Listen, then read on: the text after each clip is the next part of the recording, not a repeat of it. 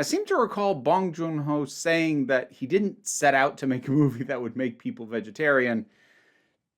I wouldn't be surprised if he succeeded in at least a few cases, though.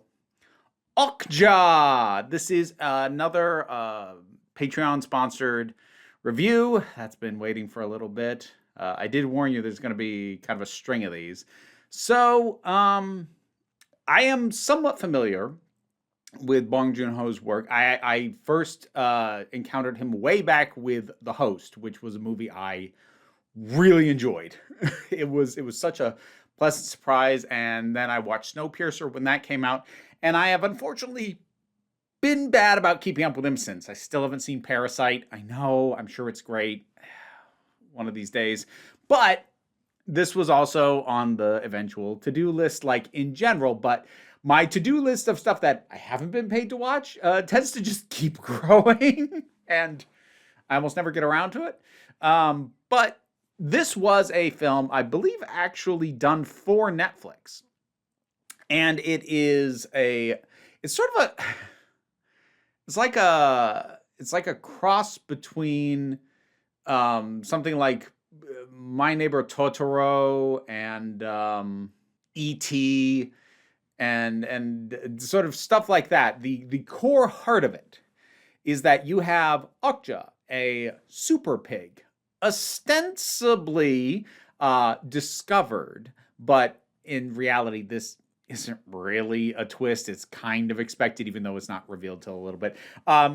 It actually created in a lab. So there are 26 of these super pigs, and they are sent all over the world to various farmers in various countries to be raised in the various traditional farming techniques of that nation to basically, well, A, kind of figure out what's going to get us the best results, but also B, it's a very big PR thing.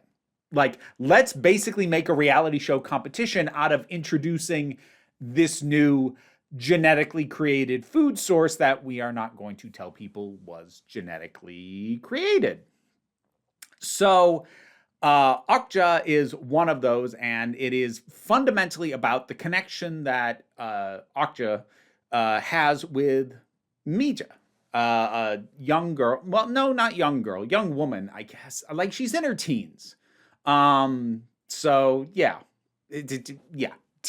early teens kind of age, and naturally, Okja is determined to be the best super pig and is taken to New York to be shown off, and then eventually slaughtered. And what's interesting about this, and I remember thinking some of the same things about The Host, although it's been a while since I've rewatched that. One of the things that's interesting about this is, like, if you were to break down the plot points, most of them, at least most of the ones actually driving the story, aren't that unexpected. On paper, it's kind of what you expect. Mija goes out and tries to, rescue, and is, thwarted by forces that are like, we don't want you to do that, but are then like, oh, maybe we can twist this to our own benefit. All that sort of thing. And it's more or less what you'd expect, but there's something about the feel that is very, I don't want to say very different, but is way more layered than you might expect based on the pitch. Because the core pitch is just, young character and magical isn't true, because Okja isn't literally magical, but like exceptional animal friend, whatever that might be. So, like, it does kind of fit the tropes of that sort of story, but Bong Joon-ho's fingerprints are all over this thing. Right down to the fact that at the most unexpected times, I found myself laughing. There is a wonderful dark sense of humor. And when I say dark, I don't mean necessarily making you laugh at something that is dark, but rather making you laugh in the middle of a dark moment. Like, there's this darkness going on, but then something happens that you can't help but laugh. And it doesn't undercut the darkness. In a way, it almost kind of enhances it, because the moment where you laugh doesn't fail. It fails to lighten the moment because it's not meant to. And in an odd way, it almost enhances the darker elements. And he's real good at this from the movies of his that I have seen. And the sort of the wild card element I haven't brought up in this is we have the ALF, the Animal Liberation Front, also gets involved, trying to initially appear to want to free Okja, but also like wanting to sort of use what's going on with her as a way to springboard their own political ends.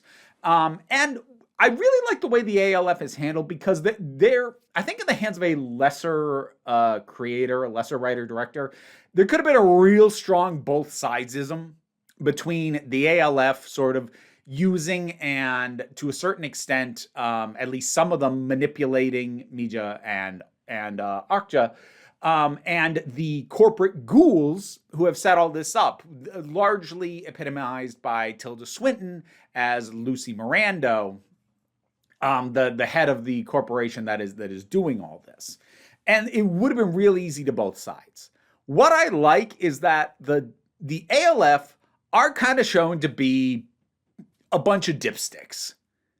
They are unquestionably well-meaning dipsticks, though. So there isn't an there's no equivocacy made between what they are trying to do and what the corporate jackasses are trying to do. There's a little bit of like, yeah, there's more overlap with the things that they are willing to do than should probably be the case, but it's never really a condemnation of the ALF, and there is a broad sort of holding up of their intent, regardless of the fact that they're frequently not great at what they're trying to do. They are neither made as laughable as could have happened, nor as like equivalent to the other side of the issue as could have happened. It's really well balanced. I think it helps that Paul Dano was cast as sort of the head of them because, boy, that man's face sells sincerity so well. That might honestly be his superpower as an actor. I'd say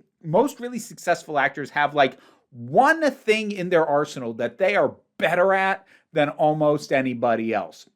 You know, the one thing that like, yeah, I can deliver the lines, I can bring the pathos, I can make people laugh, or I can bring the drama or whatever, but there's going to be something that you're like, oh, you are so good at that specifically. And Paul Dano sells sincerity incredibly well. And he's really, really well deployed in the casting on this. So I think that helps quite a bit to, again, make the ALF side of the plot not feel either straw manning or both sidesy, either which it could have easily been. Tilda Swinton is, I mean, delightfully off kilter, which I kind of expected because she was also that in Snowpiercer. I like her performance in Snowpiercer a little better than this, but this is also pretty good stuff. And it's a solid cast besides. You have folks like Giancarlo Esposito showing up and a few other faces that I recognized. And everybody really seems to be just bringing a level of determination. Like this is one of those things where I'm not going to go so far as to say everybody feels like they're having fun. It's not really a story that lends itself to that, but it really does feel like nobody was here just for the paycheck. And that is an energy and a feel to a film that is hard to quantify and justify, but it's definitely something that I felt watching this because for some of the more recognizable names, this could have easily been, oh, you're just hiring me because I'm better known and it'll help secure the financing. And yeah, sure, I'll do this for the paycheck. That doesn't feel like it's the case for anybody who's on screen, be they known or unknown. So that's, again, Bong Joon-ho brings really good stuff out of his performers. As for Okja, part of me would have liked to have seen a slightly more outlandish design because ultimately Okja feels, it's just a hippo crossed with a pig and real big. It's really ultimately what it is. And like it's effective for that. It's, she's cute when she needs to be. And it's a pretty good visual effect, but I don't know, the design feels almost a little too normal. Then again, I wonder if going more outlandish with the design would have lent too much into sort of a more magical or mystical thing, which it's not doing at all. So I suppose keeping it grounded was probably for the thematics the better way to go, but I don't know. Just I think I'm only saying that for want of criticism because I don't really have too much otherwise. There isn't really too much about this that I point out and go, yeah, that doesn't quite work, or that could have been better. And like that's about what the only thing where I go, like, I personally might have liked something a little different there, but that's kind of it. But at the same time, I also want to be careful because it's easy when you're a critic for it to come across as like, yeah, I've really got nothing bad to say about this, to read as it's a perfect movie that everyone should watch. It's not. All the stuff that it's doing well. That doesn't mean it is, the peak of cinema or anything else. But certainly if you are familiar with any of the other works from this director and you liked any of them and you haven't seen Okja yet, yeah, no, I definitely recommend it on that basis.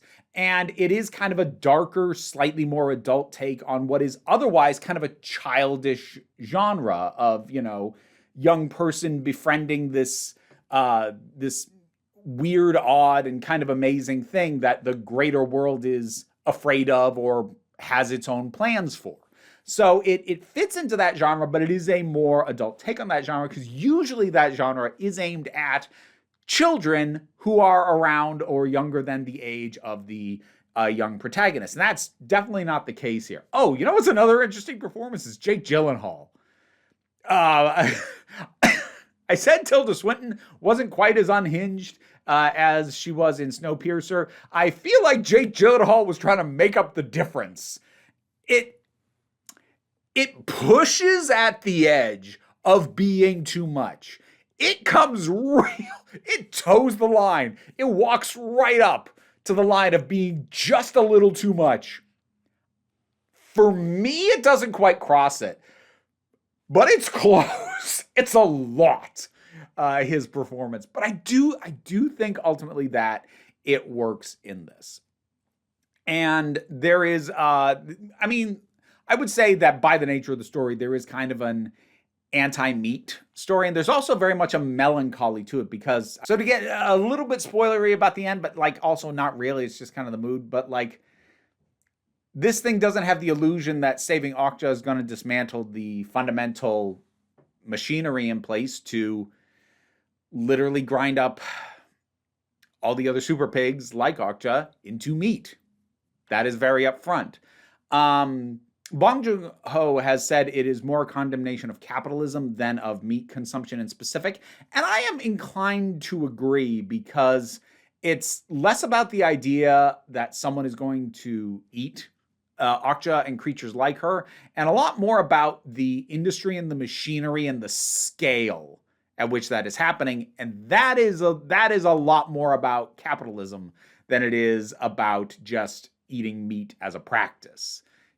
Those two things aren't fully separate. They do intertwine with each other, but it is what I do generally feel that it is one of those things where industrialization and capitalism has made something that's, I would say open to some debate into something that is much more about, oh yeah, no, we shouldn't be okay with that. But yeah, good movie. I liked it. I'm not sure how much I enjoyed watching it because, again, there is that melancholy and that darkness to it, but it's good. It's real good. And again, I love the injection of humor in the moments where it happens. It helps. It both strengthens the movie and gives you that temporary bit of release, even as you quickly realize after, oh no, this is still a real messed up situation. What did you think about this one? Whatever your thoughts are, drop something down in the comments. Let's talk about it. Patreon pays the bills, enables me to do this as my living. Even if you can't help me out that way, like, share, subscribe. They all help as well, but don't worry too much about it. We take a relaxed attitude around here. I had to pause and remember what my sign-off for this channel is. So, just come on back next time you need a break. And now to thank my highest supporting patrons. Robin Moore, Goddess Elida, Zubin Lotfullah, Welsh Wrestling Geeks, Alistair McPherson, Oliver B., Melissa Pedersen, Movie Turtle, Ulrich Bogdan, Loki Eris, Melinda Walters, Auntie Kate 808, Becky Sparks, Fernabi Likes the Poodle, Tracy Scrabbit, Angry Casperl, Dave Hall, White Bearish, Rosalind Bennett, Adam RDL Taylor, Pal Barabajoggle, Mira G, and Sir Didymus is my favorite.